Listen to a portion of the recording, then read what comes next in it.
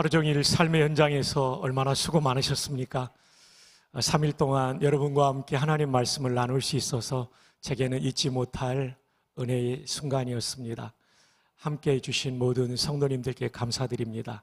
그리고 첫째 날 속죄양이 둘째 날 안 왔는데 농부라서 훈련받으러 갔기 때문에 못 왔다라고 합니다.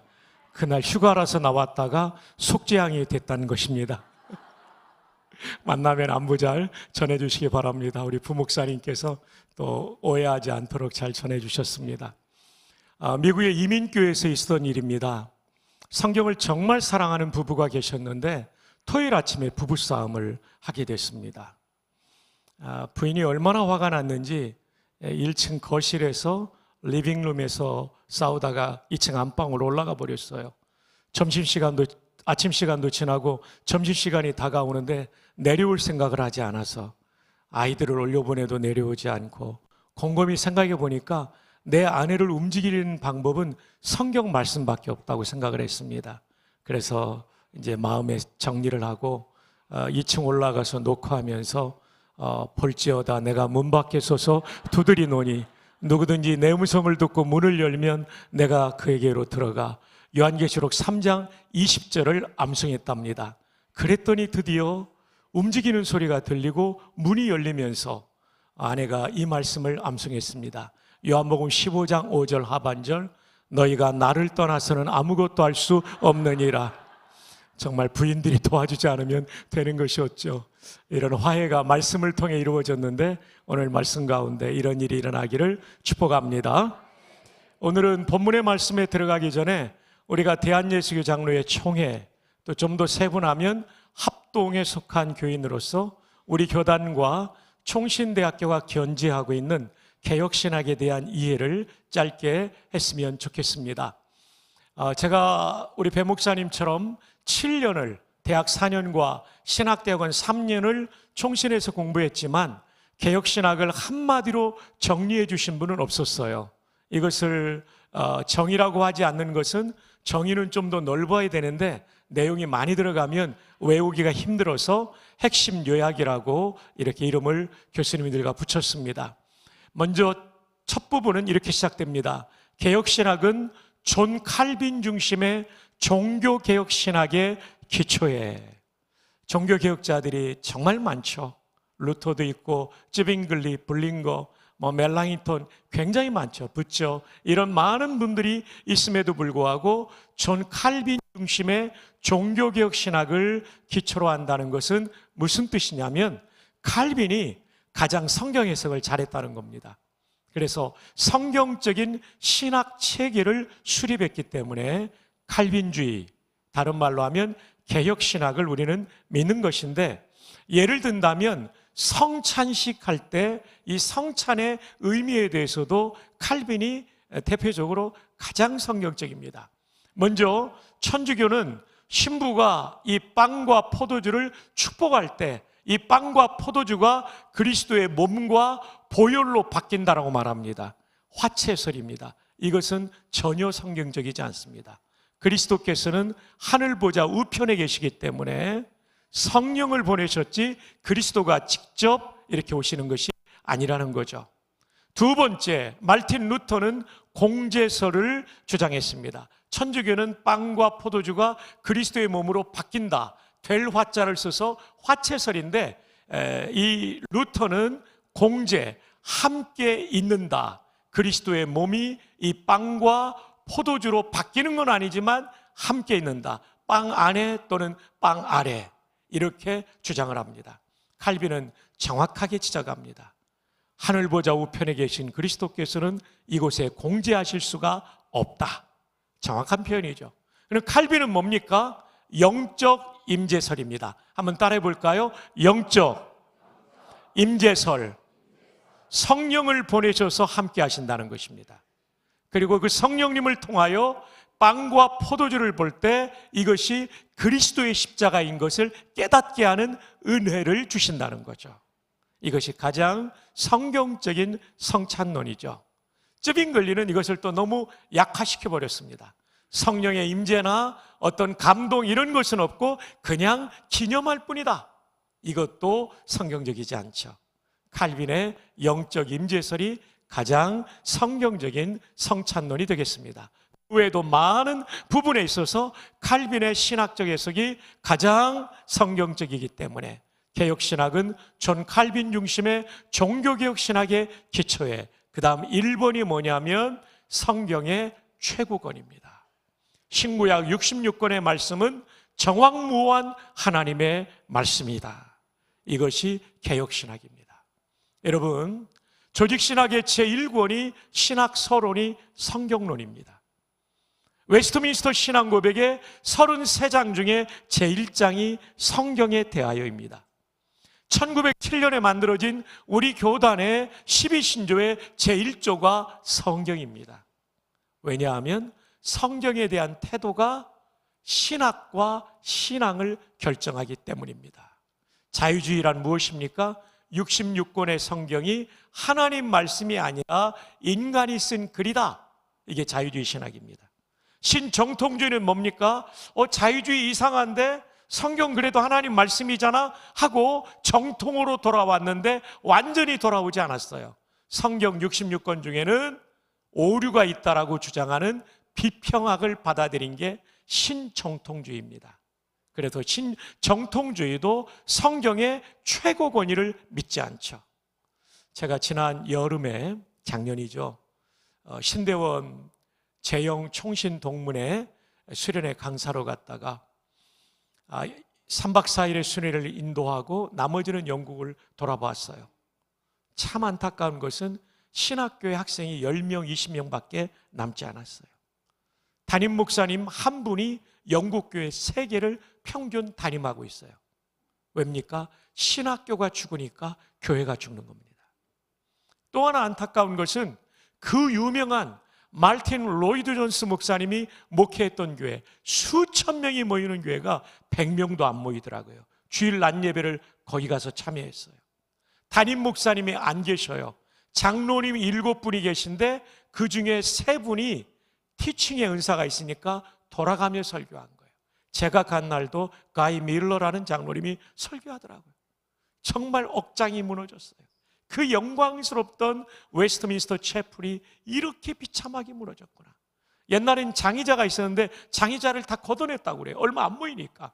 그래서 개별 의자 100개도 안 되는 거 이렇게 둘러서 앉아있고 장로님이 설교하는 모습을 보았어요. 왜 이렇게 영국교회가 무너졌습니까? 신학교가 무너졌기 때문에. 신학교가 뭐로 무너졌습니까? 자유주의 신학과 신정통주의로 무너졌기 때문입니다. 총신은 지나간 124년, 5월이 되면 124년이 됩니다. 1901년 5월 15일 개교하였기 때문이죠. 124년 동안 저희는 신구약 66권 말씀은 정확무한 하나님의 말씀이다. 아멘입니까? 이걸 믿을 때 하나님이 역사하십니다. 제가 배 목사님 말씀 무시하면 배 목사님이 기분 나빠서 저를 선대하겠습니까? 선대하지 않죠. 우리가 하나님 말씀을 무시하면 하나님이 우리에게 은혜를 주시지 않습니다. 한번 따라합시다. 신구약 성경 66권은 정확무한 하나님의 말씀이다. 지금 한국의 신학대학들도 많이 무너졌어요. 신정통주의로. 그래서 여러분, 우리 총신을 위해서 기도해 주실 것은 이 신학을 주님 오시는 날까지 지키는 총신대학교가 되게 하여 주옵소서. 또 제가 식사하면서 담임 목사님과 선임 장로님으로부터 제가 몰랐는데 여러분들이 학교를 위해서 이렇게 후원해 주신다는 말씀을 듣고 정말 감사했어요. 여러분, 지금 신학교를 위해 기도하고 도와주어야 앞으로 여러분의 아들과 딸, 손자, 손녀가 신앙생활할 때 좋은 담임 목사님이 나올 수 있는 겁니다. 신학교라는 말이 영어로 세미나리인데 라틴어의 모판이라는 단어 세미나리움에서 왔습니다. 모판이 병들면 농사가 망가지고 묘목이 제대로 자랄 수 없어요. 그러나 모판이 건강하면 벼농사도 잘 되고 묘목이 거목이 될 수 있는 거죠. 그런 의미에서 많은 도움을 주신 우리 청천교회 법회로 오신 성도님들께 진심 어린 감사를 드리고요. 동시에 제가 최선을 다해서 좋은 목회자 양성에 힘쓰도록 하겠습니다. 성경의 최고근이 닿으면은 오직 은혜로 얻는 구원. 어제 제가 다시 알려야 될 복음에 대해서 말씀하면서 목사인 저도 신학대학 총장인 저도 제 공로로는 구원받을 수 없다는 걸 여실하게, 그리고 또 성철 스님, 말틴 루터의 예를 들어가면서 말씀드렸습니다. 인간의 공로로 구원받는다는 가톨릭의 사상, 알미니안주의, 우리는 인정할 수 없습니다. 오직 은혜로만 우리는 구원받습니다. 세 번째로는 하나님의 통치입니다. 성경의 핵심 중의 핵심은 오늘 찬양 인도하시는 우리 목사님과 형제자매들이 노래한 왕이신 예수여 오셔서 좌정하사 다스리소서. 하나님, 삼위일체 하나님은 우리의 왕이며 우리는 종이라는 거죠.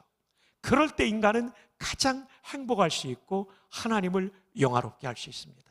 하나님의 통치, 하나님이 왕이시다라는 것이 개혁신학의 중요한 내용입니다. 마지막으로는 문화 변혁을 강조합니다. 개혁신학은 교회 울타리 안에서만의 신학이 아니라 우리가 이 예배를 마치고 가정과 그리고 인천시 구석구석에 들어가 죄로 변질되고 어그러진 문화를 바꾸는 거죠. 교회에서 좋은 성도가 될 뿐만 아니라 집에서도 좋은 가족이 돼야 되고 인천시 안에서도 좋은 시민이 돼서 이 문화를 바꾸는 것. 저는 국회의원 가운데 장로님도 계시고 안수 집사님, 권사님도 계시는데 정말 문화 변혁하는 국회의원이 좀 나오면 좋겠다. 영국의 노예 무역제도뿐 아니라 노예 제도 자체를 없애버린 문화 변혁을 일으킨 분이 윌리엄 윌버포스라고 하는 유명한 국회의원입니다. 그분은요, 일생에 이 영국의 잘못된 문화, 사람을 노예로 팔아버리는 이 무역 제도뿐만 아니라 노예 제도를 없애는데 목숨을 걸었어요. 여러분 아십니까? 그 당시 영국의 국가 수입의 3분의 1이 노예무역이었어요. 이 얘기는 뭡니까? 노예무역제도 없애라는 얘기는 부자들과 귀족들을 겨냥한 것이죠. 그 유명한 넬슨 제독도 노예무역을 통해서 수입을 올리고 있었어요. 암살의 시도가 있었어요. 그래도 이것은 성경적이지 않다. 끝까지 이것을 관철해내죠. 죽기 얼마 전에 이게 다 해결이 됩니다. 여러분, 우리는 교회 안에서뿐만 아니라 가정과 일터에서 성경적인 문화로 죄악된 문화, 세속 문화를 바꿔야 할 책임이 있는 것을 믿으시기를 바랍니다. 그런데 어쩌면 교회 안에도 비성경적인 문화가 있을 수 있습니다. 우리가 가지고 있는 교회의 전통 가운데는 성경적인 좋은 전통이 있다면 이것은 계승해야 됩니다. 그러나 성경을 읽고 묵상하고 기도하는데 이것은 성경적이지 않은 문화라고 한다면 이것은 함께 의논해 가면서 하나하나 고쳐야 됩니다. 예일대학교는 전통적으로 역사신학이, 예일대학교 신학부의 최고의 전공은 역사신학, 교회사 쪽입니다. 얄로슬로프 펠리칸이라는 유명한 교수가 이런 얘기를 했습니다. 전통은 죽은 자의 산신앙, 전통주의는 산자의 죽은 신앙. 좀 어려울 수 있는데 한번 따라해 볼까요? 전통은 죽은 자의 산신앙, 전통주의는 산자의 죽은 신앙. 해석해 드릴게요. 전통은 좋은 거예요. 성경적인 관습은 돌아가신 죽은 자가 오늘의 사람들을 살려줍니다. 그래서 전통은 죽은 자의 산신앙, 돌아가신 선배들이 오늘의 세대를 살리는 거예요. 반대로 전통주의, 우리의 오랜 문화고 관습인데 비성경적인 전통주의, 이것은 율법주의 같아서 산자의 죽은 신앙, 살아있는 오늘의 시대를 죽이는 겁니다. 법여로운 성도 여러분, 저도 1932년에 설립된 90년이 넘은 교회 담임 목회를 17년 하다가 총장으로 왔습니다. 이렇게 뒤돌아보면 교회 역사가 오래면 좋은 전통도 분명히 있습니다.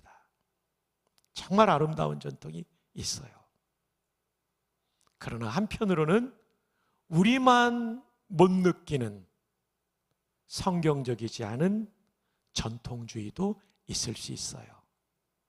여러분의 교회는 어떤지는 잘 모르지만 더 나은 미래를 위해서 전통은 계승하지만 전통주의는 하나씩 걸러내는 은혜가 있기를 축복합니다. 이 문화 변혁은 교회로부터 시작돼서 가정을 거쳐 일터까지 가야 되는 것이죠. 자, 여기까지가 개혁신학의 핵심 요약인데 함께 읽어보고 또 스마트폰으로 이거 찍어 놓으시면 좋습니다. 네가 믿는 교리가 핵심이 뭐냐, 또는 네가 속한 교단에, 당신이 속한 교단의 핵심 교리가 뭡니까? 라고 물으면 이렇게 좀 답할 수 있으면 좋겠죠. 자, 함께 읽어봅시다. 시작.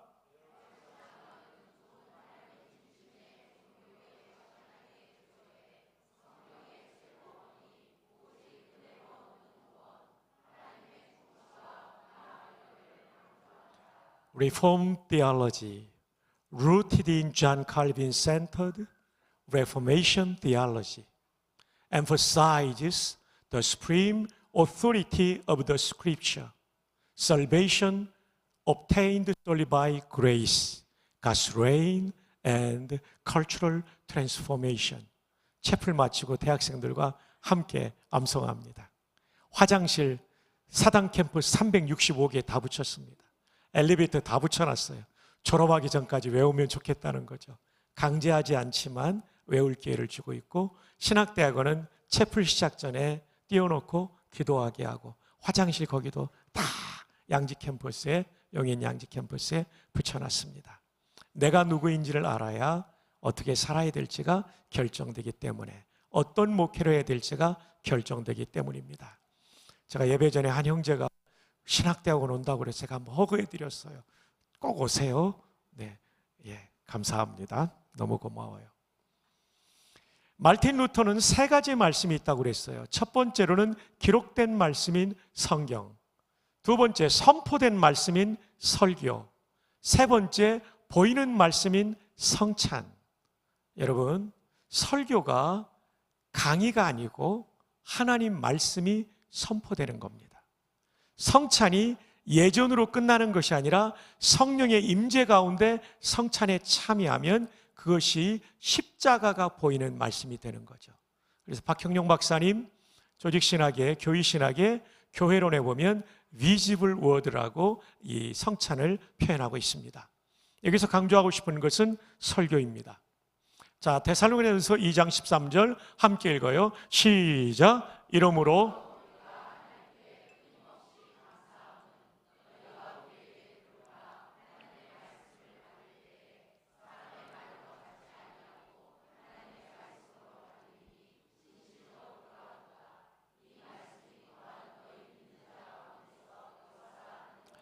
바울 사도가 데살로니가 교회를 생각하면서 하나님께 끊임없이 감사한 게 있었어요. 그건 뭐냐면 너희가 우리에게 들은 바 하나님의 말씀, 설교죠. 설교를 받을 때에 사람의 말, 저거 바울의 말이야 라고 받지 않고 하나님의 말씀으로 받았다는 것입니다. 설교가 하나님 말씀이라고 믿고 받았다는 거죠. 진실로 그러하도다. 진짜 데살로니가 교회 성도들 여러분이 그랬습니다, 이 얘기예요. 그 결과가 뭡니까? 이 말씀이 또한 너희 믿는 자 가운데서 뭐하느니라? 역사하느니라, 일하느니라, 작동되느니라. 여러분, 설교를 인문학 강의로 듣는 사람은 그 정도 유익을 받을 거예요. 그러나 설교를 나를 향한 오늘의 말씀으로 받으면 말씀의 권세가 내 영혼과 인생을 살릴 줄로 믿습니다. 설교를 목사님의 말로 들으면 안 되고 하나님 말씀으로 들어야 됩니다. 요즘은 설교를 무시하고 경시하는 시대에 살고 있습니다. 그래서 성도들이 어려운 거죠. 이 데살로니가 교회는 그 당시 교회 가운데 믿음으로 가장 소문난 교회였는데 바울이 얼마 동안 사역했냐면 딱 3주일 새 안식일 설교했습니다. 고린도 교회는 사도행전에 의하면 1년 6개월, 에베소 교회는 무려 3년을 사역했어요. 근데 1년 6개월 설교한 교회와 3년 설교한 교회는 믿음으로 소문난 교회라는 말이 없어요. 근데 데살로니가 교회는 믿음으로 소문난 교회가 되었어요. 그 이유가 뭡니까? 설교를 하나님의 말씀으로 받았기 때문입니다. 담임 목사님께서 주일마다 말씀을 선포할 때 목사님 말씀이 아니라 하나님 말씀으로 받아들이시기를 축복합니다. 이 말씀이 여러분 가운데 강력하게 역사할 줄 믿습니다. 하인리 블링거라는 종교개혁자는 라틴 문장으로 이 문장을 썼어요. 선포된 하나님의 말씀은 곧 하나님의 말씀이다. 기도하며 성령의 인도 가운데 준비된 설교는 오늘 나에게 주시는 하나님 말씀입니다. 그리고 성령께서 여러분 각자에게 적용을 시키기 때문에 동일한 설교자, 동일한 본문의 말씀일지라도 여러분에게 꼭 맞는 맞춤형의 커스터마이즈드 말씀으로 만들어 주실 줄로 믿습니다. 따라합시다. 설교는 선포된 하나님의 말씀이다. 옆에 분에게 하이파이브 합시다. 하나님의 말씀으로 설교를 들읍시다.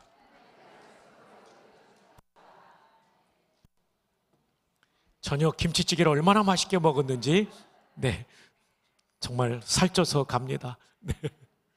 자, 이제 오늘 본문입니다. 하나님 나라 모습, 교회 모습. 교회 설립 80주년을 맞이하는 복된 여러분의 교회, 정말 보배로운 우리 성도님들이 속한 이 교회가 더 좋은 교회가 되기 위해서는 어떻게 해야 되는가? 여기에 답이 있어요. 하나님 나라 모습을 많이 가진 교회가 되면 그 교회는 정말 복된 교회, 하나님을 영화롭게 하며 이 시대를 선도하는 교회가 될 줄 믿습니다. 자, 그럼 하나님 나라는 어떤 나라일까? 성경에서 3가지로 말해주고 있습니다. 첫 번째로는 죽어서 가는 하나님의 나라입니다. 누가복음 23장 42, 43절 함께 읽어요. 시작. 이르되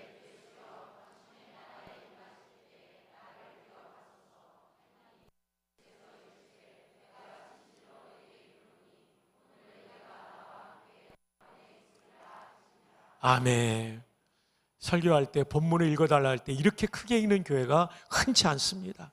충성 너무나 고맙습니다. 너무나 감사합니다. 자, 여러분, 십자가상의 강도가 고백한 거예요. 근데 그의 신앙 고백은 한 줄입니다. 한 문장인데 예수님께서 단박에 내가 진실로 내게 이르노니, 이 진실로라는 말이 강조 구문입니다. 예수님은 진실하신 분인데 진실로를 쓰면 강조하는 것입니다. 아멘입니다. 이 아멘이 진실로라는 뜻, 그렇게 되기를 바랍니다는 뜻, 이런 뜻들이 있죠. 기도할 때는 그렇게 되기를 바란다는 건데 여기에서는 truly, 아멘, 진짜 그렇다는 거죠. 내가 진짜로 내게 이르노니 오늘, 내일도 아니에요. 오늘 네가 나와 함께 어디에 있으리라? 예수님 재림 전에 천국을 낙원이라고 불러요. 천국에 있으리라. 여기서 우리는 몇 가지 교훈을 얻을 수 있죠. 첫 번째, 도대체 저 한 문장의 신앙 고백이 뭔데 바로 구원을 선언하셨을까? 선포하셨을까? 여기에 소유격이 중요해요. 당신의 나라니까 이 나라의 소유권자가 예수님. 나라의 소유권자는 왕정시대의 왕입니다. 왕이 주인입니다.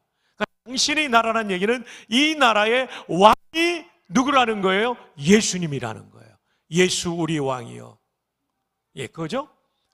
근데 유대 개념의 왕은 메시아, 구세주 개념이 있는 거예요.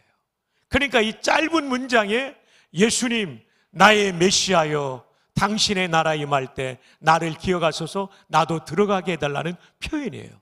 훌륭한 신앙 고백이죠. 그러니까 예수님께서 지체 없이 오늘 네가 나와 함께 낙원에 있으리라. 사랑하는 여러분, 예수님을 나의 구주로 믿으면 그 사람은 분명히 천국 가는 줄로 믿습니다.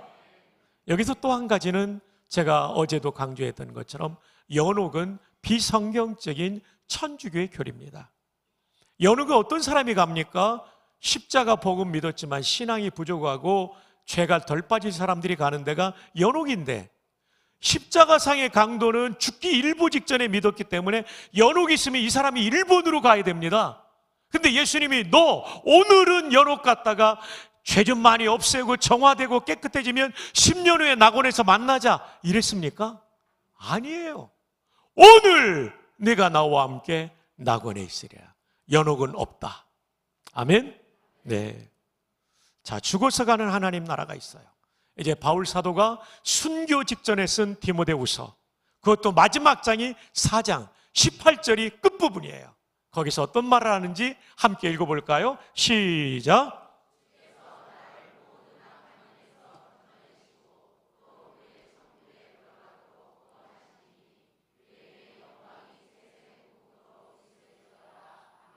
예, 여러분, 이 3일 동안 제가 뭘 먹을 거냐고 물어봐서 먹고 싶은 거 다 주문했습니다. 제가 만두를 좋아해서 만두하고 김치찌개를 좋아해서 김치찌개를 먹었습니다. 복도에서 김치찌개 냄새나게 해서 미안합니다. 너무 많이 먹었어요. 감사해요. 아주 맛있었어요. 자, 주께서 나를 모든 악한 일에서 건져내시고 로마의 박해 상황에서 건져내시고 어디로 들어가게 하십니까? 천국에 들어가는 거예요. 그러니까 이 천국에 여러 개념이 있는데 2번, 3번이 있는데 1번에 죽어서 가는 천국을 바울 사도도 말했다는 것입니다. 분명히 죽어서 가는 천국, 어제 우리가 웨스트민스터 신앙 고백에서 본 것처럼 인성을 입고 계신 부활하신 그리스도와 앞서간 성도와 천사들이 있고 성부와 성령이 있는 그곳에서 우리는 만나게 될 줄 믿습니다. 자, 여러분, 이것은 예수님의 승천을 설명하던 루이스 볼콥이라는 신학자가 천국을 이렇게 설명하고 있습니다. 함께 읽어볼까요? 시작.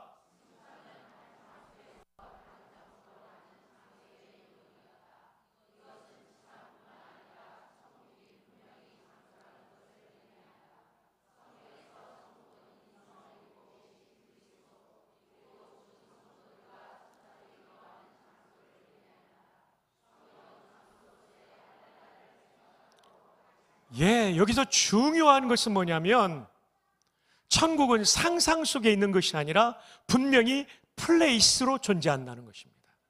플레이스, 장소입니다. 분명히 있고 거기에 부활하신 예수님이 인성을 입고 계시고 죽은 성도들과 천사들, 그 죽은 성도들은 죽자마자 영혼이 영화된, 거룩하게 된 사람들이 거기에 있다는 것입니다. 우리도 거기에 가게 될 것입니다. 할렐루야. 죽어서 가는 천국이 분명히 있습니다. 두 번째로는 종말에 임하는 하나님 나라, 새하늘과 새 땅이라고 불러지죠. 요한계시록 21장 1절 다 함께 읽어요. 시작. 또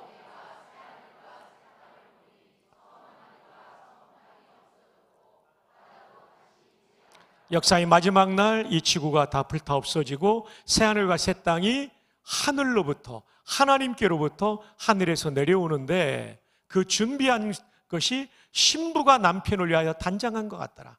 우리 아내들이 가장 아름다웠을 때가 웨딩드레스 입었을 때 아닙니까? 이것은 그 새하늘과 새 땅이 최고로 멋진 곳이 될 것이라는 것을 예고하고 있는 것입니다. 종말에 임하는 하나님 나라가 있습니다.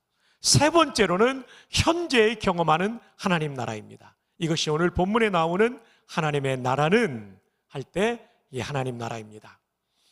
이 현재 경험하는 하나님 나라는 어떤 나라냐면 왕이신 하나님의 통치를 받는 것, 더 쉽게 말하면 순복하는 것. 첫째 날 말씀, 하나님 말씀에 순종할 때, 기도할 때 주신 감동에, 찬양할 때 주신 감동에, 길을 걸을 때든지 어떤 때든지 하나님이 주신 감동에 순종할 때 하나님이 나를 다스리시고 은혜를 경험하는 거죠. 어제 말씀드린 대로 무당의 아들이었던 백낙준 박사의 마음속에 하나님의 은혜의 나라가 임하니까 그 인생이 구원받을 뿐만 아니라 얼마나 복되게 쓰임받았습니까? 오늘도 하나님의 은혜의 나라가 우리 마음에 임하는데, 먼저 우리의 마음에 임한 하나님 나라는 내 인생을 바꾸고 내 주변, 내 소명의 자리에서 그 자리를 다 바꾸는 놀라운 나라가 되는 것이죠. 교회는 하나님 나라가 아니라 하나님 나라의 도구로서 이 땅의 모든 부분에 하나님의 통치가 이루어지도록 해야 되는 도구입니다. 그러기 위해서는 교회가 제일 먼저 하나님의 통치를 잘 받아야 되는 것이죠.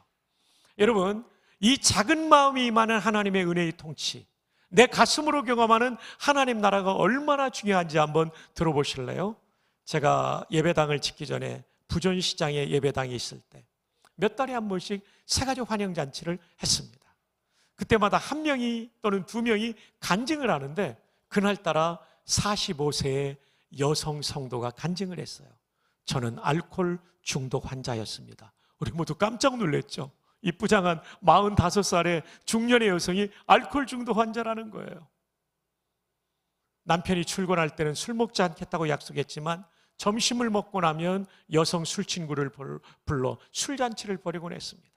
그러고 나니 자연히 가정일을 돌보지 못했고, 퇴근한 남편은 빨래나 청소나 음식이 준비되지 않은 것 때문에 자꾸 싸우게 되었고, 이혼의 위기에 치닫게 되었고, 어느덧 우울증이 밀려와서 자살 충동을 느끼게 되었습니다. 이러다가 정말 자살할 것 같다는 위기감 속에 딸들이 다니는 부전교에 왔습니다. 앞자리에 오는 건 너무나 부담스러워 맨 뒷자리에 앉았는데, 목사님의 설교는 솔직히 들어오지 않았는데, 찬양팀과 찬양대의 찬양 소리에 마음이 위로를 받고 눈물이 왜 흐르는지 모르는데 눈물이 계속 나왔습니다.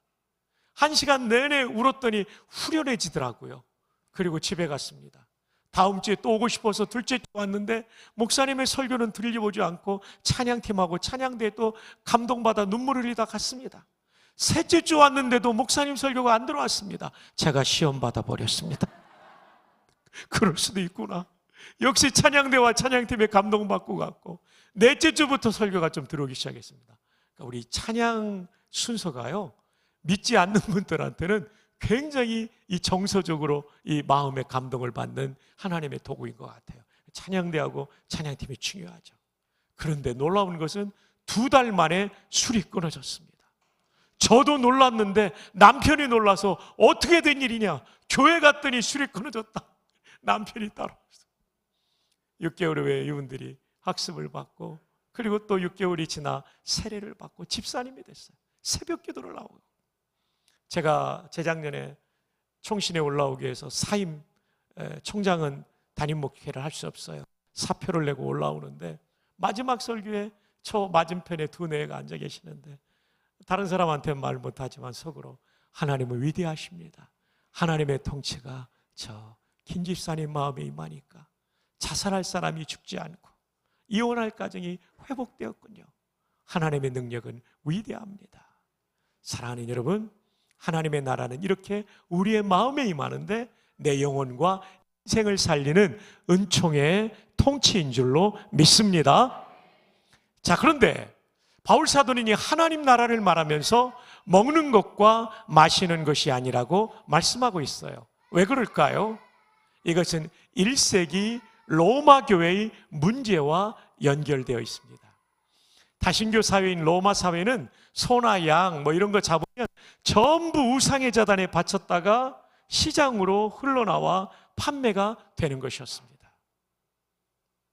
그래서 이 고기를 사 먹어도 되는가? 고기를 먹고 싶은데 판매되는 모든 고기가 우상의 제단에 바쳐졌기 때문에 이것 때문에 양심에 걸리는 성도들이 있었어요.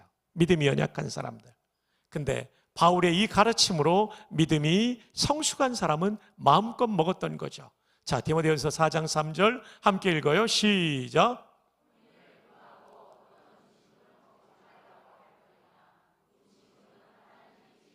어떤 음식물은 먹지 말라고 할 터에나가 시장에서 판매되는 소고기, 양고기 등의 이 육류를 먹지 말라고 할 터에나. 음식물은 하나님이 지으신 바니, 남성들이 읽어요. 시작.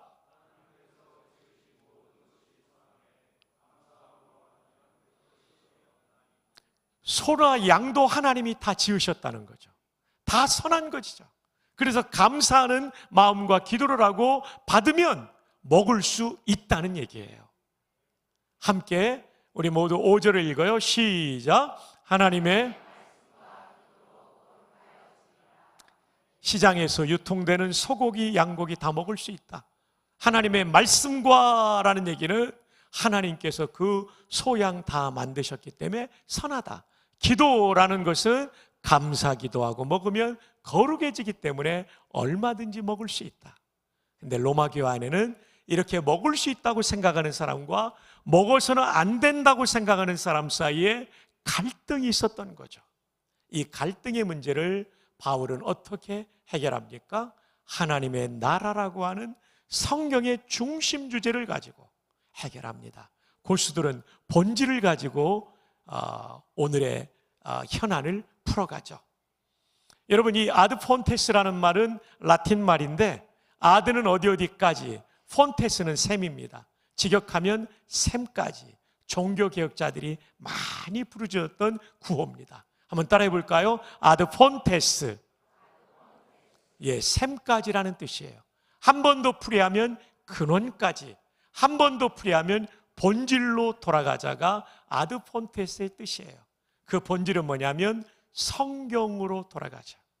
중세의 로마 천주교회가 성경을 외면하고 미신적인 종교 행위와 교황의 가르침을 따랐기 때문에 성경으로부터 너무나 많이 떨어져 있는 거죠. 면죄부를 판 게 그런 거 아닙니까? 공로구원을 가르치는 게 그런 거 아닙니까? 그래서 본질로 돌아가자, 그것은 성경으로 돌아가자는 뜻이죠. 오늘 바울은 그 본질 가운데 핵심 하나님 나라라는 주제를 가지고 현안의 문제인 고기 먹는 문제, 시장에서 파는 고기 먹는 문제를 풀어가고 있습니다. 자, 그렇다면 하나님 나라는 어떤 나라일까요? 먼저 의의 나라라고 말씀합니다. 하나님 나라는 의의 나라입니다. 여기서 의는 무엇을 말할까요? 이 영어의 righteousness와 헬라어의 디카이오시네가 세 가지 뜻으로 사용되는데, 먼저 본문의 의는 믿음으로 의롭게 되는 칭의를 뜻하지 않습니다. 두 번째, 정의. 정의의 반대는 불의인데 불의는 곧 죄니까 그 불의에, 죄 짓는 것의 반대인 정의롭게 살라는 정의를 뜻하지 않습니다. 그럼 본문의 의는 뭡니까? 관계적 의입니다. 한번 따라해 볼까요? 관계적 의. 그러면 관계적 의는 뭐를 말합니까? 하나님과 올바른 관계에 놓인 상태를 말하죠. 좀 더 설명하면 하나님 나라의 하나님은 왕이시고 우리는 무엇입니까? 우리는 백성이요 종이라는 거죠. 신앙생활의 핵심이 이것입니다. 하나님은 나의 왕, 나는 그분의 종이 될 때 우리 인생은 가장 행복할 수 있죠. 그래서 다윗도 이런 고백을 합니다. 시편 145편 1절 우리 함께 읽어요. 시작.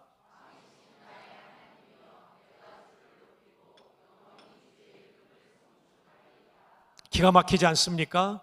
이스라엘 최고의 왕이 고백하기를 왕이신 나의 하나님이여. 내가 왕이 아니라 하나님이 진짜 왕이라는 거죠. 내가 주를 높이고, 왕은 곧 주인이니까 주를 높이고 나는 종이라는 얘기예요. 영원히 주의 이름을 송축하리이다. 하나님이 왜 다윗을 복 주셨을까? 그래서 하나님을 왕으로 모시고 종으로 살았기 때문입니다. 여러분의 인생이 정말 하나님을 영화롭게 하고 그분이 주시는 복을 누리면 종의 삶을 살아야 되는 것이죠. 다윗의 아들이었던 솔로몬도 성전을 다 짓고 난 다음에 봉헌 기도를 드립니다. 열왕기상 8장 23절입니다. 이스라엘의 하나님 여호와여, 위로 하늘과 아래로 땅에 주와 같은 신이 없나이다. 주께서는 온 마음으로, 한번 따라해 볼까요? 온 마음으로 주의 앞에서 행하는 종들에게, 누구에게요? 행하는 종들에게 따라합시다. 언약을 지키시고 은혜를 베푸시나이다. 어떤 사람에게 언약을 지키시고 은혜를 베푸시냐면 온 마음으로 주의 앞에서 행하는 종들에게. 은혜 받으려면 순복의 삶을 살아야 될 줄 믿습니다. 여기 송축이라는 단어가 중요합니다. 이것도 중간고사에 나올 만큼 아주 중요합니다. 히브리 말로는 바라크라고 그래요. 한번 따라해 볼까요? 바라크. 아주 발음이 좋아요. 바라크의 뜻은 세 가지예요. 첫 번째, 축복하다. 사람이 다른 사람을 바라크한다고 할 때는 축복하다로 우리말로 번역되어 있습니다. 두 번째로는 복 주시다, 복 내리다, 복 베풀다. 하나님이 사람에게 바라크하면 복을 주시다, 복을 내리다, 복을 베풀다, 이렇게 번역합니다. 세 번째로는 사람이 하나님을 바라크한다고 할 때는 송축하다입니다. 시편 145편 1절에 나오는 송축하다. 찬송한다는 송자, 축하, 경허한다는 축자입니다. 이 찬송의 뜻이에요. 사전에는 이렇게 되어 있습니다. To adore, 찬미하다, 찬송하다. With bended knees, 두 무릎을 꿇고. knee라는 명사에 복수어미가 있기 때문에 두 무릎을 꿇는 거죠. 여러분, 고대에 두 무릎을 꿇는 것은 왕 앞에서 취하는 태도이죠. 두 무릎을 꿇고 찬미한다는 이 고백은 놀라운 고백입니다. 하나님이 나의 왕이십니다. 이 마음으로 찬양하는 게 바라크예요.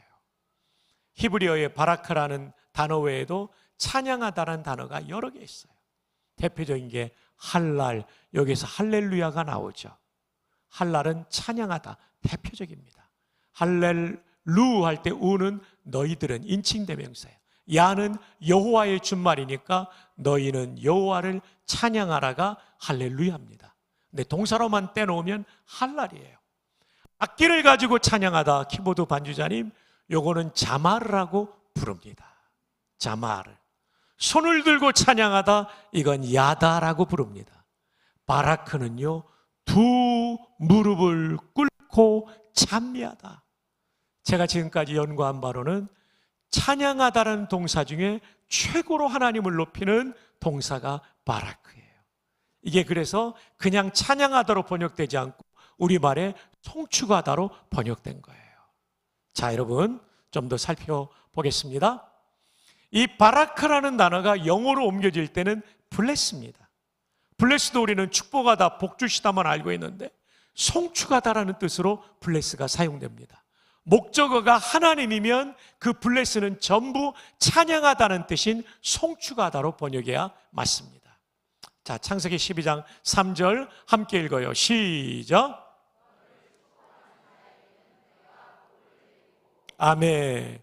아브라함에게 하신 말씀이에요. 너 아브라함을 축복하는 자에게는, 제3자가 아브라함을 바라크, 블레스하는 것은 축복, 필축자, 복복자입니다. 근데 내가 여호와께서 그 사람에게, 아브라함을 축복한 그 사람에게 바라크한 데는 복을 내리고로 번역되어 있습니다. 우리는 요즘 하나님 축복해 주세요, 저도 그럴 때가 있고 한데, 어법상으로 정확한 것은 하나님은 축복 정도 하는 분이 아니에요. 복을 빌어주는 분이 아니라 복을 주시는 분이에요. 복을 내리는 분이에요. 그래서 우리가 점차 바꾸면 좋아요. 하나님 복을 내려주세요, 축복해 주세요 보다는 이게 더 정확합니다. 복을 베풀어 주세요. 그리고 축복이 입에 붙으면 큰 복을 주세요, 하나님의 복을 주세요. 이렇게 바꾸면 더 좋을 것 같습니다. 여러분이 구약 성경을 가만히 보면 이게 명료합니다. 하나님이 주시는 것은 복을 내리고, 우리가 다른 사람에게 복이 있기를 바라는 건 축복하다로 되어 있고, 우리가 하나님을 바라크하는 건 전부 송축으로 되어 있죠. 이 찬양처럼 송축해 내 영혼, 내 영혼아, 그 찬송이 영어로는 Bless the Lord, O my soul, O my soul. 블레스 동사의 목적어가 the Lord, 하나님 여호와일 때는 모두가 송축으로 번역되어야 됩니다. 자, 현재적 하나님 나라를 경험하는 비결은 무엇입니까? 하나님을 왕으로 모시고 종으로 사는 것이 현재적 하나님 나라를 경험하는 것이죠. 근데 요즘 젊은이들은 컴퓨터를 주인으로 모시고 살기 때문에 컴퓨터에 종이 된 사람들이 많죠. 그래서 컴퓨터를 위한 기도문도 있다고 하지 않아요? 메모리에 있는 우리 프로그램 암호를 거룩하게 하옵시며 운영체계에 임하옵시며 명령이 모니터에서 이룬 것 같이 프린터에서도 이루어지이다. 오늘날 우리에게 일용할 데이터를 주옵시고 파일의 에러를 사해 주옵시고 우리를 다운에 들게 하지 마옵시며 다만 정전에서 구하옵소서. 대개 CPU와 하드와 USB가 컴퓨터께 영원히 있사옵나이다. 엔터. 컴퓨터는 우리의 도구지 우리의 주인이지는 않습니다. 아멘이죠? 정말 복된 성도는 하나님을 왕으로 모시고 종으로 사는 거예요. 왕이신 나의 하나님이여, 내가 주를 높이고 영원히 주의 이름을 송축 무릎을 꿇어 찬양하리이다. 대단한 거죠. 그 아들 솔로몬도 이스라엘 하나님 여호와여, 위로 하늘과 아래로 땅에 주와 같은 신이 없나이다. 주께서는 온 마음으로 주의 앞에 행하는 종들에게 언약을 지키시고 은혜를 베푸시나이다. 이어지는 열왕기상 8장 24절 이하에 자기 아버지를 왕인데 주의 종 내 아버지 다윗이라고 거명하며 기도합니다. 이어지는 기도에는 솔로몬이 자기 자신을 향하여 종이 이곳에서 비는 기도를 들으시옵소서 3번이나 나옵니다. 이스라엘 역사상 가장 복을 많이 받았던 왕의 공통점은 하나님 앞에 자기를 종으로 여겼던 사람들이에요. 그들이 종의 위치를 떠날 때는 다 범죄하고 무너졌다가 다시 종의 위치로 돌아오면 회복이 됐던 거예요. 저와 여러분이 정말 행복한 성도가 되려면 종으로 살아야 돼요. 아멘입니까? 근데 제가 떠나고 나면 이렇게 약하게 말하면 다 잊어버려요. 사람은 충격을 받아야 안 잊어버려요. 남성들 따라합시다. 종놈으로 삽시다. 작아요. 남성들 종놈으로 삽시다. 조금만 더 크게 해주세요. 종놈으로 삽시다. 여성들은 뭐로 살아야 되죠? 맞아요. 제가 차마 죄송해서 못했는데요. 그거예요, 그거. 이 시간 3분 이상에게 종놈으로 삽시다, 종연으로 삽시다, 축복합시다, 하이파이브. 여러분도 하세요. 저만 하는 게 아니라 연으로 삽시다. 연으로. 아유, 우리 다 누님들이신데 미안합니다. 연으로 삽시다. 아이고, 우리 누나들이신데 정연으로 삽시다. 정연으로 삽시다. 오늘 이자님 장로님이셔요. 와, 너무 멋지셨어요. 어떻게 이렇게. 저는 음악 잘하는 분이 너무나 부러워요. 우리 둘 다 정놈으로 삽시다. 연으로 삽시다. 제가 총신대학교 총장으로 은퇴할 때 가장 영광스러운 것은 박 목사는 종이었다. 하나님이 총신에서 하고 싶은 일을 찾아가며 하던 사람이었고 받아가며 하나님께 받아가며 한 사람이었다면 저는 성공한 총장이에요. 근데 지 맘대로 했다? 이거는 학교를 망가뜨린 총장이에요. 여러분 두 손을 벌려 저를 축복해 주세요. 종놈으로 총장 되시기 바랍니다. 시작. 빨리 해요, 배 목사님. 배 목사님 선배니까 말을 잘 못하시는데 한 번만 더 시작. 아멘. 권사님 고마워요. 이게 정말 중요합니다. 여러분 생각해 보세요. 80년이 역사적인 해, 여기 계신 분들, 여러 여건 때 모든 분들 계시잖아요. 여기 계신 보배로운 성도님들만 종놈되고 연대면 왕이신 하나님이 기가 막힌 일을 하실 거예요. 근데 제가 총신을 섬기고 또 총회를 10년 이상 총대로 나가면서 느낀 게 제일 아팠던 게 뭐냐면 개혁신학을 가장 많이 부르짖는데 왕의 통치를 안 받는 부분이 많아 보인 거예요. 제 일성은 총장 취임할 때 일성은 왕이신 하나님의 통치를 받는 총신대학교. 그게 하나님의 뜻이죠. 여러분 80년을 맞으면서 여러분의 교회가 정말 지금도 좋은 교회지만 더 좋은 교회가 되기 위해서는 왕이신 하나님을 높이고 전부가 종으로 살면 하나님의 기가 막힌 일을 여러분 개인과 교회에 이루어 주실 줄 믿습니다. 그렇다면 좋은 종은 어떤 사람일까요? 지금은 종이 없기 때문에 우리가 몰라요. 고대의 종을 봐야 돼요. 고대의 종은 4가지가 없었어요. 첫 번째는 자기 뜻이 없어요. 아무리 하고 싶어도 주인이 안 돼, do not 하면 딱 서는 거예요. 아무리 하기 싫어도 안 가려고 하는데 주인이 해, do 하면 하는 사람이 좋은 종이에요. 이게 첫날 메시지 순복이잖아요. 순복이에요. 목자가 나빠서가 아니라 우리 순복하지 않아서 행복을 누리지 못하는 거잖아요. 법회에 오신 성도 여러분, 여러분 정말 말씀 잘 들어줘서 너무나 힘이 됐어요. 설교자가. 이제는 이 말씀 가운데 여러분에게 주시는 말씀에 순종 복종하시기를 바랍니다. 이게 종입니다. 이게 종이에요. 두 번째로는 자기 돈이 없어요. 주인이 돈을 많이 맡겼든 그냥 쉬운 말로 하면 부자가 됐든 가난하든 적게 맡겼든 이 돈이 내 돈이라고 생각하지 않은 거예요. 주인 뜻에 따라 쓰는 거죠.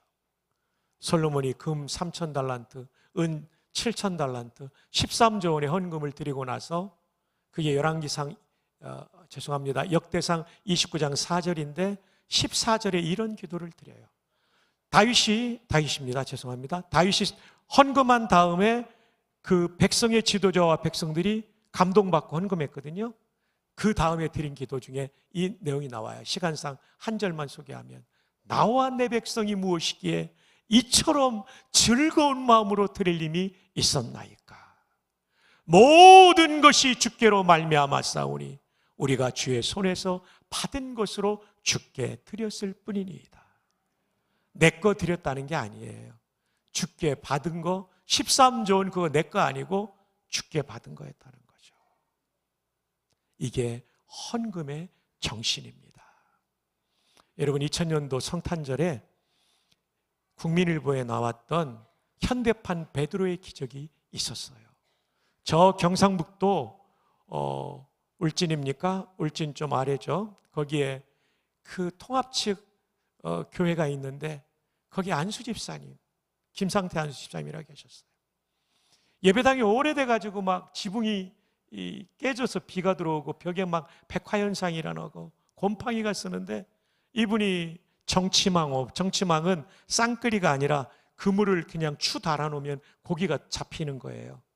그거하고 횟집 하나 하는데 횟집을 하면서 이게 좀 어려워가지고 은행 대출을 받고 이래가지고 본인도 헌금할 수가 없는 거예요. 거긴 장로님도 안 계셨고 안수 집사님 뿐인데. 근데 이분이 너무 마음 아프니까 하나님 좀 고기 좀 잡게 해달라고, 그래서 막 심지어 그 5,000평 그물 펼쳐놓은 데 가서 담임 목사님 모시고 신방 가서 그 그물 위에다가 안수기도도 하고 그랬어요. 그래도 안 잡히는 거예요. 그런데 성탄절 하루 전날 동생이 그 그물 보러 갔다가 고기 잡힌 걸 본 거예요. 동생 전화 받고 포구에 나가보니까 대형 버스 2대 정도의 배가 들어오는데 고기를 얼마나 많이 잡았는지 그냥 거의 잠겨서 들어오는 거예요. 풀어나 보니까 그 비싼 생선인 방어가 5,000마리가 잡힌 거예요. 그 2대 그 방어 값이 5억 6천인 거예요. 요즘 여러분 잘 놀라주시네요. 이제는 첫날은 안 놀라시더니 5억 6천인 거예요. 이 방어라는 것은, 이 큰 방어는 15, 16kg, 길이가 120cm입니다. 그래가지고 이분이 너무 감사해가지고 11조 내고 은행 빚을 다 갚았어요. 근데 이분이 감동받은 게 뭐냐면 5,000평의 이 그물이 있는데요. 김상태 안수 집사님의 그물은 그 구계면, 이 구계교회네요. 구계면 그 주민들이 정치망업을 다 하기 때문에 쫙 그물을 펼쳐놨는데 정중앙에 김상태 안수 집사님 그물이 있는 거예요. 근데 고기가 잡힐 때는 저 끝에 있는 그물부터 들어오다가 중앙의 그물이 마지막에 들어오는데, 놀라운 것은 좌우측 그물에는 그 수많은 그물이 한 마리도 안 들어가고 여기만 5,000마리가 들어간 거예요. 또 하나 놀라운 것은 직경이 1m밖에 안 되기 때문에 이렇게 큰 생선은 한 번에 못 들어와요. 한 마리씩 들어와야 되는데 5,000마리가 일렬 정도로 서가지고 네 들어가면 내 들어갈게, 네 들어가면 내 들어가, 이게 떠오르니까 막 감동이 돼. 이건 하나님이 보내신 거다. 그래서 이분이요, 리모델링이 아니라 담임 목사님 찾아가서, 목사님이 하나님이 주셨습니다, 내가 담보 잡을 테니까 우리 신축합시다. 밀어버리고 신축을 시작했어요. 빚 다 갚았기 때문에 현금이 없는데, 이야, 한 달 후에요 밍크고래가 잡힌 거예요. 5m 30cm인가. 밍크고래 같은 것이, 큰 것이 들어오면요 한번 휘저으면 그물이 찢어서 도망갈 수 있는데 갔더니 자고 있더래요. 끌고 와가지고 또 팔아서 5,000만 원 11조하고 대출 갚고, 그 다음에 또 한 달 후에는요 오징어 3억 8천 마리가 잡혀 있더래요. 포 오는데 일주일 걸렸대요. 이야, 이분이요, 만약에 방어 5천 마리 입시 써버렸으면 이런 체험을 못했을 거예요. 근데 이분이 한이 있는 게 공부였어요. 초등학교밖에 졸업을 못했거든요. 이분이 이 경험을 하고 그물에 물고기를 몰아넣어 주시면 내 돌대가리에도 지식을 넣어주겠다는 믿음이 생긴 거예요. 그래서 검정고시를 쳤는데 다 합격해가지고 포항의 설린대를 졸업했어요. 이분의 꿈은 한동대 편입인데 아직 그 얘기는 안 오고 있습니다. 기도해 주십시오. 여러분, 종이란 이런 거죠. 내게 아니라 하나님 거라는 거. 그리고 주님의 몸된 교회를 위해서 더 많은 생명을 구원할 수 있는, 다음 세대를 키울 수 있는 그릇 준비를 하는 일에 헌신하는 거죠.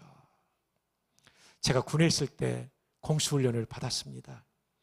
이 낙하산을 멜빵처럼 배낭식으로 메고 주낙하산이 등에 있고 이게 안 펴지면 제가 당겨야 될 예비 낙하산이 앞에 있어요.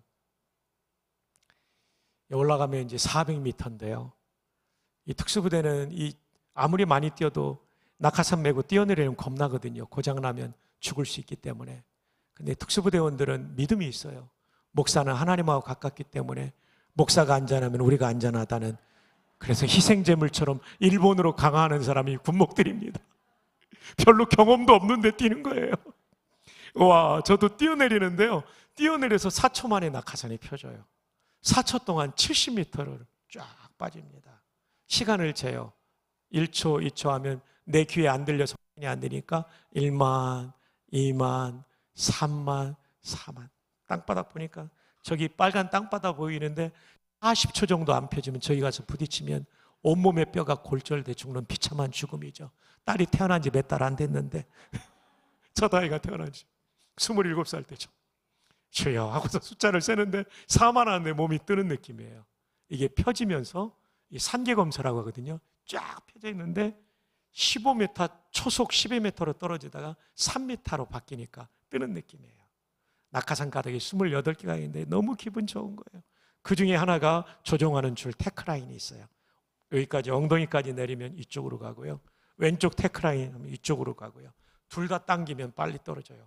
와, 하늘에서 또 하늘을 보니까, 이 창공을 보니까 너무나 아름다운 거예요. 땅을 봐도 너무나 아름다운 거예요. 여러분도 한번 꼭 경험해 보시기 바랍니다. 아, 이거 너무 재밌어요. 그리고 이제 몇십 초 내려오다 보면 굉장히 빨리 내려오잖아요. 이제 한 야산 높이 되면 30m에 앞꿈치무로 모아야 됩니다. 착륙할 때 이렇게 되면 둘 중에 하나는 힘을 주기 때문에 부러지거든요. 그래서 앞꿈치무로 모이는 게 기본 자세예요. 이 각도는 120도. 120도로 내려올 때 충격을 잘 흡수해요. 바람 부는 방향으로 낙법을 치는데 하나도 안 다치죠. 그런데 400m가 겁나죠. 근데 이 창공에서 내려오는 기쁨을 맛보려면 반드시 지상교육 3주를 패스해야 돼요. 그 지상교육의 마지막 관문을 통과해야 낙하산 메고 뛰어내리게 해주는 거예요. 그 관문이 뭔지 아십니까? 모형탑입니다. 모형탑은 콘크리트 구조물로 되어 있고요. 그 맨 꼭대기에 올라가서 뛰어내리는데, 뛰어내릴 때 그 앞에 케이블이 지나가요. 거기에 도르래를 걸어놨어요. 도르래를 걸어놨으니까 죽지 않는다는 얘기죠. 거기에다 제 낙하산 멜빵을 하네스라고 하는데, 하네스 걸고 뛰어내리면 이게 안 죽어요. 근데 이게 팽팽해지기 전까지가 추락하는 느낌이 들거든요. 그래서 사람이 겁나는 거예요. 밑에서 볼 때는 11m가 아무것도 아닌데 거기 있으면 11m가 굉장히 공포. 그런데 이제 수백 명이 훈련을 받으니까 뛰어 해도 안 뛰어내리면 그 중사 점프 메스다가 발로 뻥 차면 으악 하고 떨어지는데 안 죽고 잘 갑니다. 배 목사님, 우리 그때 화산 유격장 기억나죠? 쫙 갑니다. 그런데 다시 올라오면 겁나는 거예요. 여러 번 해야 이게 자세가 잘 나오고 눈 뜨고 그렇게 되는 거예요. 이 높이가 왜 힘드냐면 인간이 가장 공포를 느끼는 높이 공포의 11m이기 때문에 그렇습니다. 저는 우리 성도들에게도 공포의 11m가 있으니 11조 헌금이라고 말씀드리겠습니다. 11조 얘기하려고 공수훈련 얘기를 드렸습니다. 11조 하면 죽는 줄 아는 사람이 있는데 아니에요. 11조에야 그 다음 세계가 열리는 거예요. 자, 아버님 돌아가시고 얼마나 가난했는지 몰라요. 저같이 가난한 사람은 프로레타리아도 아니고 프로박테리아라고 불렀어요. 대학 다닐 때 등록금 제때 낸 지 한 번도 없어요. 어쨌든 근데 어머님이 그래도 그 얼마 안 되는 소액의 11조를 드리시더라고요. 아들인 저한테 성규야, 드리는 기쁨이 있어. 맞아요. 드리는 기쁨. 그리고 그것이 당장은 아무것도 아닌 것 같은데 후손들에게 베풀어 주신 은혜가 놀랍더라고요. 가난했는데요, 박사과정까지 할 공부는 다 했더라고요. 예, 그래서 여러분, 물질의 주인 되신 하나님, 하나님이 내 인생의 주인이심을 11조로 헌금으로도 고백할 수 있기를 축복합니다. 세 번째 좋은 종, 첫 번째는 자기 뜻이 없고, 두 번째는 자기 돈이 없고, 세 번째는 자기 자녀가 없는 거예요. 내 자녀는 내 꿈의 실현의 대상이 아닙니다. 하나님이 그 아들과 딸에게 주신 소명 따라가도록 해줘야 됩니다. 어떤 분은 정치, 어떤 분은 사업, 어떤 분은 공무원, 어떤 분은 선생님, 다양한 직종이 있죠. 그리고 목사가 되는 것도 있죠. 선교사가. 아마 여러분의 자녀가 소명받고 신학대학원 온다고 하면 부담될 거예요. 그러나 여러분, 목사는 결코 쉬운 그 섬김의 자리는 아니지만 목사만큼 영광스러운 자리도 없습니다. 저의 설교를 통해 자살할 사람이 살아나고, 이혼할 가정이 회복되고, 탈선했던 젊은이들이 돌아오고, 탈영하려던 병사가 돌아오고, 그리고 3,000명이 넘는 젊은 장병들이 구원받고, 이것보다 영광스러운 데가 어디 있겠어요. 그래서 여러분 자녀들 가운데 정말 하나님이 부르시는 자녀가 있다면 청신대학교 신학대학원에 꼭 보내주시기를 바랍니다. 예, 그 양 어디 갔죠? 농구하러 갔죠? 예, 농구하다가 안 되면 오시기를 바랍니다. 그리고 교회에서 장학금 주어서. 안 그러면요, 지금은 부목사가 부족한데, 전도사가 부족한데 다음에는 임목사가 부족할 수 있어요. 소명 있는 분들 많이 보내시고, 여기 30, 40대도 직장 생활하는데 이게 아니다 싶으면 신대원으로 오시기 바랍니다. 예, 왜냐하면 경험 있는 분들이 공부를 잘 하시더라고요. LG에 다니던 분이 이번에 수석하고 그랬어요. 그래서 여러분 꼭 그렇게 하나님의 소명이 주어지면, 소명 없으면 오면 안 돼요. 그러나 소명이 있으면 아무리 힘들어도 이 길은 한 인간이 할 수 있는 영광스러운 일이라고 믿습니다. 이쪽만 아멘 했어요. 이쪽도 아멘. 마지막 네 번째 고대의 좋은 종은 자기 생명이 없습니다. 주기철 목사님, 박관준 장로님을 존경하는 이유가 바로 그거죠. 주님이 원하시면 생명까지도 바칠 수 있는 우리들 되기를 주님의 이름으로 축복합니다. 네 가지가 없습니다. 따라합시다. 자기 뜻이 없다, 자기 돈이 없다, 자기 자녀가 없다, 자기 생명이 없다. 그런 의미에서 옆에 분에게 축복합시다. 좋은 종놈 되세요. 좋은 종년 되세요. 이 교회 안에 왕이신 하나님이 통치하시기에 가장 좋은 종의 삶을 사는 성도가 여러분의 교회 안에 이 성도만 있으면요, 이거는 폭발적인 역사가 일어날 거예요. 꼭 우리 주님 말씀하시면 나아가고, 주님 뜻이 아니면 멈춰서기를 주님의 이름으로 축복합니다. 두 번째 하나님 나라는 평강의 나라입니다. 의와 평강과. 여기서 평강은 무엇을 뜻할까요? 비판하지 않는 거예요. 학문적인 비평은 할 수 있지만 인격적인 상처를 주는 비난은 교회에서 절대 하면 안 돼요. 비난하면 마음에 상처받으면요, 은혜가 그 사람으로부터 빠져나가요. 하나님 나라의 은혜가, 교회가 은혜를 누리지 못하게 돼요. 그래서 절대 교회에서는 비난하면 안 돼요. 격려하고 인내하고 주님이 용납하신 것처럼 용납해야 되죠. 자, 오늘 본문이 로마서 14장 17절인데 1절부터 보면 그 배경을 이해할 수 있습니다. 1절 종놈들이 읽어주시기 바랍니다.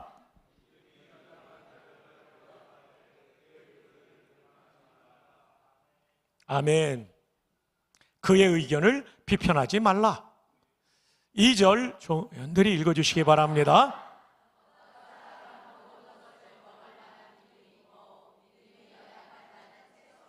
믿음이 연약한 자는 시장에서 판매되는 고기 못 먹는다는 거예요. 두려움에 빠져서. 그러나 어떤 사람, 믿음이 성숙한 사람은 이거 감사해야 되지. 하나님이 다 만드셨어. 이기고 먹는다는 거죠. 자, 그 다음 3절 함께요. 시작.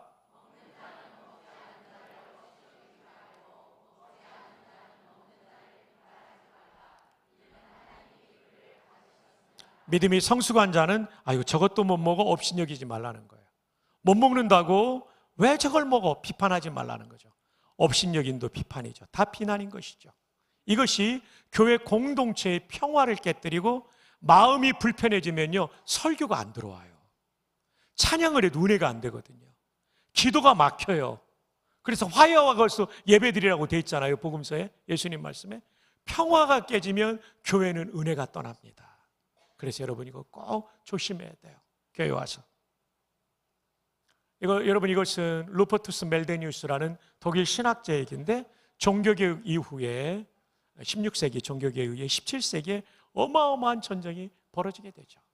30년 전쟁이에요. 카톨릭 국가와 개신교 국가 사이의 전쟁인데 그 당시까지 역사로 볼 때 최고 참혹했던 전쟁. 전쟁의 마지막에 치유의 메시지를 전하죠. 본질적인 것에는 일치를, 비본질적인 것에는 자유를, 모든 것에는 사랑을. 본질은 뭡니까? 성경 말씀이 본질입니다. 아드 폰테스.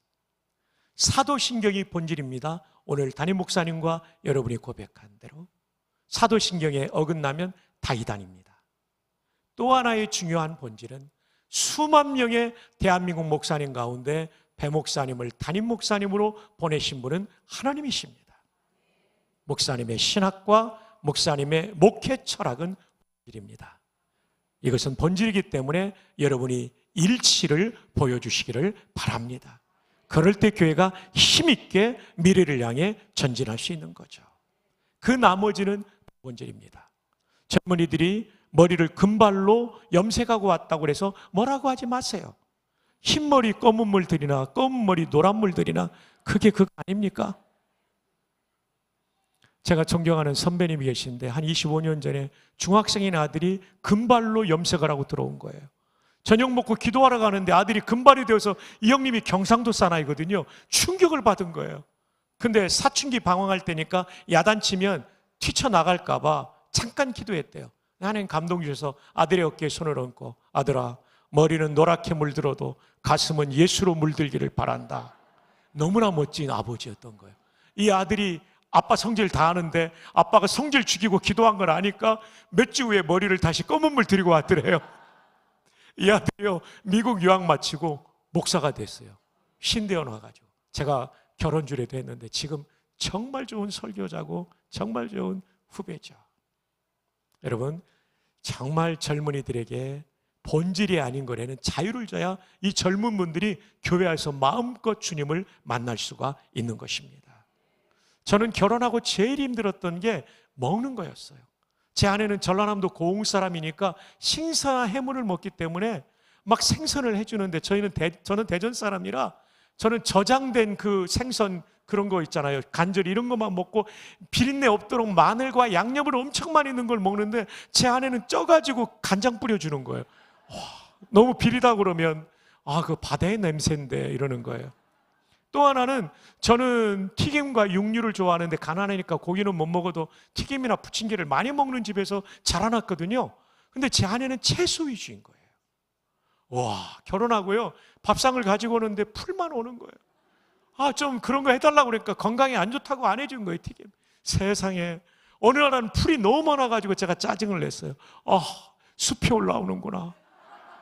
그 다음 말을 해서는 안 되는데 해버렸어요. 남편들 이런 말은 절대 하면 안 돼요. 뱀 나올 것 같다. 정말 이런 말 하면 안 되는데 거의 언어 폭력이었죠. 그런데 30여 년이 지나놓고 보니까 물론 제 아내가 두부나 콩 이런 건 해줬어요. 단백질은 채워줬다는 거죠. 저희 6남매에 둘째 누나 빼놓고 다 고혈압이에요. 왜냐하면 어머니 아버지 고혈압이 있었고 어머니 음식 만드는 레시피를 따랐기 때문이죠. 근데 저는 아직까지 이 나이에 고혈압과 당뇨가 없습니다. 한 해에 3번 내지 4번 대학생들하고 헌혈합니다. 이것은 하나님의 은혜인 동시에 풀을 먹인 제 아내의 공로라고 생각합니다. 그러나 영양소는 다 채워줬어요. 콩, 두부 뭐 이런 걸로요. 멸치 뭐 이런 걸로. 한번 따라합시다. 비본질적인 것에 자유를 주면 인생이 행복해집니다. 교회 생활이 행복해집니다. 하이파이브 합시다. 비본질적인 것에 자유를 줍시다. 너무나 중요하죠. 그리고 모든 것에는 사랑을 해야 되는 것이죠. 아디아포라, 이거 중간고사에 날만한 문제인데요. 한번 따라해 봅시다. 아디아포라. 기독교 윤리학의 중요한 말이에요. 직역하면 구별할 수 없는이라는 뜻이에요. A를 선택해도 죄가 되지 않고 B를 선택해도 죄가 되지 않는. 본문에 대입하면 시장에서 파는 고기를 사 먹어도 죄가 되지 않고 사 먹지 않아도 죄가 되지 않고, 죄가 된다면 비난해가지고 상처 주는 게 죄 되는 거죠. 덕을 깨는 게 죄가 될 뿐이죠. 김장한 목사님이요, 59년도에 결혼해서 수원에 들어오셨잖아요. 사모님이 미국 분이시잖아요. 이 김장한 목사님 내보내기 힘들었던 건 치약이에요. 김 목사님은 그 알루미늄으로 된 지금 같은 플라스틱 튜브가 아니잖아요. 아껴가지고 감아놓으면 누군가 중간을 꾹 둘러가지고 싸서 쓴 거예요. 사모님이죠 뭐. 그래서 트루디 사모님한테 그러지 말라, 이거 얼마나 한국에서 귀한 거냐고, 미국에서는 넘치지만, 그래가지고 또 해놓으면 또 그런 거예요. 이거 가지고 몇 번 싸웠는데, 기도하는데 하나님께서 장원아, 너 때문에 태평양 건너왔는데 그깟 치약 때문에 네 아내를 아프게 하냐, 비난하냐, 이걸 고쳤대요. 이런 게 말하자면 아디아포레죠. 여러분 부부의 치약은 무엇입니까? 최근에 부부싸움하고 말하지 않고 등 돌리고 주무시는 부부들이요, 집에 가면서 하이파이브 할 때 아디아포라를 외치십시오. 비본질적인 것에 자유를 준다는 뜻이에요. 뭐를 선택해도 죄가 되지 않는 거예요. 본질의 문제가 아닌 거는 자유를 줘야 돼요. 이건 기질이고 성향이기 때문에 그렇죠. 예. MBTI 성향이기 때문에 그런 거예요. 자, 우리 옆에 있는 분에게 잊어버리지 말라고 아디아포라 합시다. 아디아포라. 이거 중간고사에 꼭 나옵니다. 자, 함께 읽어요. 시작.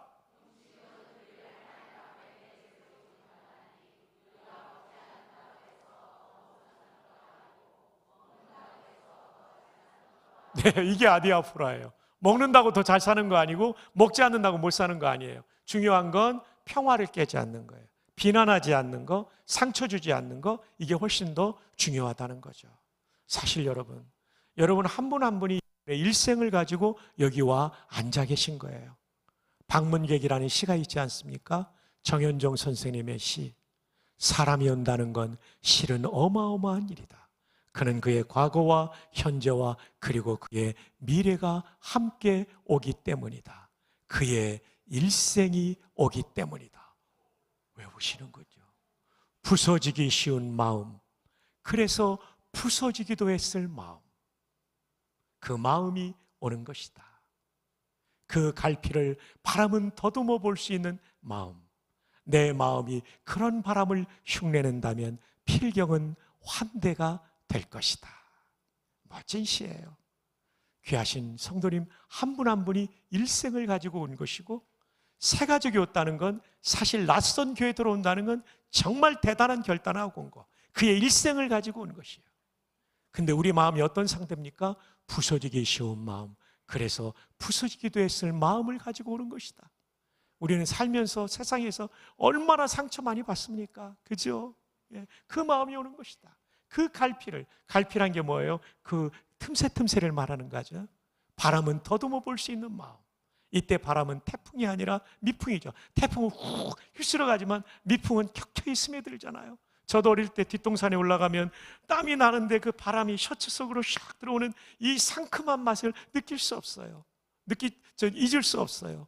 그 노래가 생각나죠. 산 위에서 부는 바람, 시원한 바람.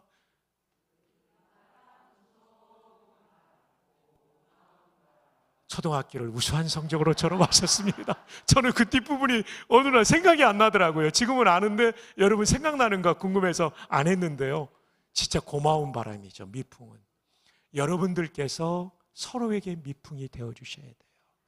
잘못했을 때 야단치지 말고, 째려보지 말고, 본질도 아닌데 그냥 이건 역사가 잘못되는 것처럼 말하지 말고 미풍이 돼야 돼요. 태풍 같은 교회는 새 가족이 정착을 못해요. 미풍처럼 그 마음을, 그 갈피를 헤아려 주는 것. 내 마음이 그런 바람을 흉내낸다면 필경 환대가 될 것이다. 월터 브루거만이라는 유명한 구약신학자는 하나님 나라 공동체는 환대 공동체다. 탕자가 돌아올 때 아버지가 환대하는 것처럼 세상에서 상처 입은 우리가 서로를 환대해야 되는 거죠. 내 마음에 들지 않는다고 내치지 말고. 교회는 친정집 같은 교회와 시댁 같은 교회가 있어요. 시댁 같은 교회는 뭐 하나 잘못하면 막 완전히 비난하고 사람이 고개를 들지 못하게 만드는, 여러분의 교회는 그런 교회 아니죠. 친정집은 포근하고 따뜻하고 환대가 있고, 시댁 같은 교회는 냉대가 있는 거죠. 우리가 친정집 같은 교회를 만들어야 돼요. 며느리들이 시자만 들어가도 얼마나 힘들어요. 그래서 나물 중에 시금치를 안 먹고 성경 읽다 시편이 나오면 잠언으로 건너뛰고 그러잖아요. 자, 우리 하이파이브 합시다. 친정집 같은 교회 만듭시다. 환대 공동체를 만듭시다. 이게 정말 중요해요. 사실 한 분이 교회 처음 온다는 거, 이거 우리는 늘 다니는 교회니까 너무 우리는 몸에 배어서 편하고 자연스럽지만, 사실 새 가족 한 명 온다는 건 이건 기적입니다. 그의 일생을 가지고 오는 거예요. 조마조마하면서 창천교가 나를 환대할까 냉대할까. 우리 꼭 친정집 같은 교회 만듭시다. 그러기 위해서는 우리 옆에 사람에게 이렇게 실천적인 약속을 합시다. 한 달 안에 식사 한 끼 꼭 대접하겠습니다. 네, 배 목사님 학교 오시면 제가 꼭 대접하겠습니다. 네, 장로님도 오시면 제가 대접받은 장로님들 다 대접하겠습니다. 자, 이제 좀 시간이 가서 이 비난하면 장애물 설치하는 거라는 겁니다. 그리스도께서 대신해서 죽은 형제 자매를 먹는 문제 때문에, 비본질적인 것 때문에, 아디아포라 문제 때문에 망하게 하지 말라는 겁니다. 우리 그러면 안 됩니다. 예, 그게 성경적인 하나님 나라 모습을 가진 교회죠. 자, 마지막 세 번째, 하나님 나라는 희락의 나라입니다. 함께 읽어요. 시작. 하나님의 나라는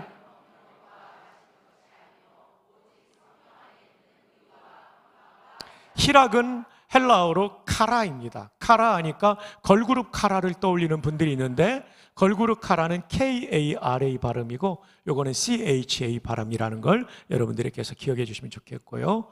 비슷하지만 완전히 다른 쾌락이 있어요. 희락은 예수님적인 것이고 쾌락은 마귀적인 것입니다.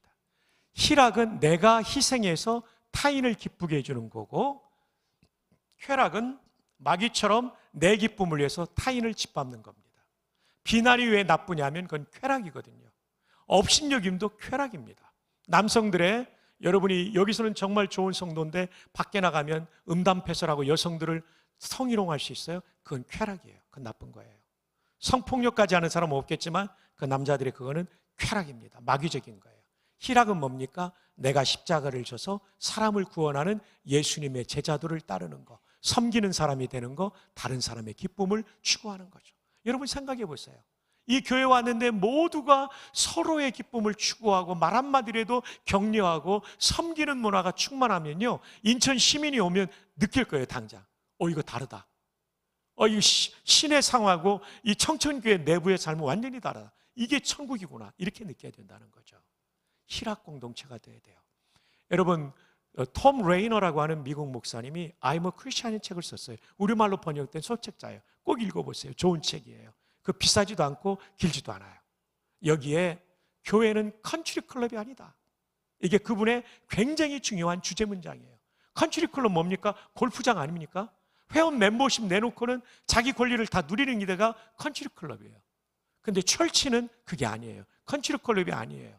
철치는 예수님의 십자가 은혜로 구원받았기 때문에 내 권리를 주장하지 않고 섬기는 거예요.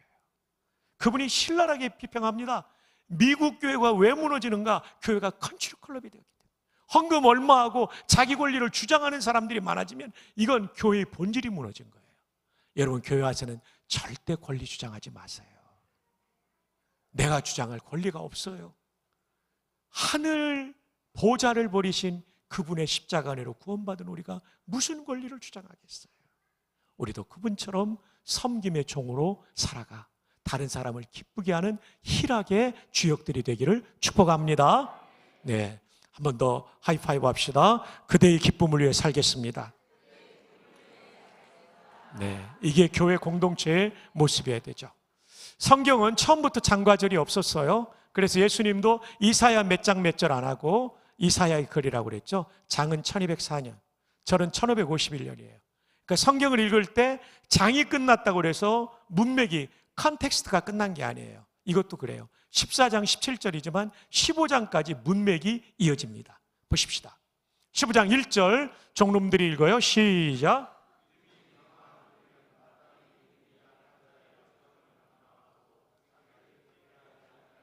자기를 기쁘게 하지 않는 게 희락입니다.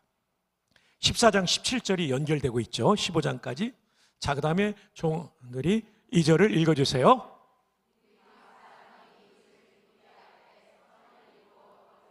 예, 이웃을 기쁘게 하는 게 희락, 예수님 닮은 거예요. 근데 술 사주고 마약 주고 하면 안 돼요. 선을 이루고 덕을 세우도록 해야 되죠. 그래서 꼭 교회 와서는 서로의 기쁨을 생각하고 배려하는, 그게 하나님 나라 모습이고, 이런 교회를 통해 하나님이 영광 받으시고 이런 교회 시민들을 보내주는 거예요. 아멘. 80주년에 이 모습을 꼭 가지기를 바랍니다. 그리스도께서도 자기를 뭐하지 않았다고요? 이게 희락입니다. 근데 이것 때문에 예수님도 기뻐하시잖아요. 히브리서 12장에 보면 이게 하나님 나라 모습이에요. 꼭 이거. 여기서 우리는 절대로 컨트리 클럽 멤버처럼, 멤버십을 가진 멤버처럼 행동하면 안 되고, 우리는 처치 멤버로 예수님 제자도를 따라가기를 바랍니다. 영원히 고기 먹지 않겠다잖아요. 고기 때문에 실족하면. 이게 바로 희락입니다. 그러나 이것은 우리 인간 본성에 반하는 겁니다. 하나님 나라 의는 올바른 관계인데 왕으로 모시고 종으로 사는 거, 우리가 자꾸 주인 되고 싶잖아요. 평강을 유지하기 위해서 비난하지 않았는데 자꾸 비난하면서 내 기쁨을 추구하고 정당화시키는 거, 이게 우리 죄성이죠.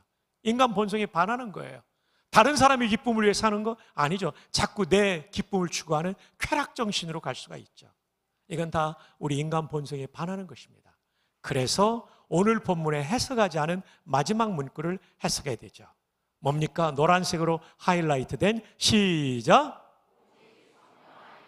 아멘. 성령 안에 있을 때 의가 이루어져요. 종의 삶이. 성령 안에 있을 때 비난하지 않게 돼요. 평화를 이루게 돼요. 성령 안에 있을 때 내 기쁨보다 형제자매의 기쁨을 추구하게 되는 것이죠. 성령 안에, 이 안에라는 말이 어떤 뜻일까요? N이라는 전치사는 우리가 지금 예배당 안에 있어요. N here로. 또 하나는 인격적 개념으로 A와 P가 개인적으로 매우 가까운 관계를 안에 있다 그래요. 이건 우리말에도 있었죠. 파리의 연인의 그 배우, 남자 배우가 멋진 여배우한테 뭐라고 그러죠? 이렇게 청명하신 우리 권사님들과 저도 외우고 있어요. 이게 명대사예요. 야, 어떻게 저런 대사를 쓰나, 그죠? 누군가의 경험 가지고 썼겠죠. 근데 이거는 그분만의 고백이 아니잖아요. 우리도 연애할 때 다 경험하지 않았습니까? 그죠? 우리 장로님들, 안수집사님들 그렇죠? 그죠? 아니 빨리 말해요. 그랬잖아요. 저도 명일동에 제 아내 데려다주고 흑석동 갈 때 버스 타면요, 보름달이 딱 떠 있으면요, 달을 쳐다보면 어느덧 그 달에서 그 여인의 얼굴이 떠올랐던 순간. 더 심한 것은 밥 먹는데 숟가락에서 얼굴이 떠올라가지고요, 전도사 때인데요, 하나님께 회개기도하면서 밥 먹었어요. 죄송합니다, 전도사.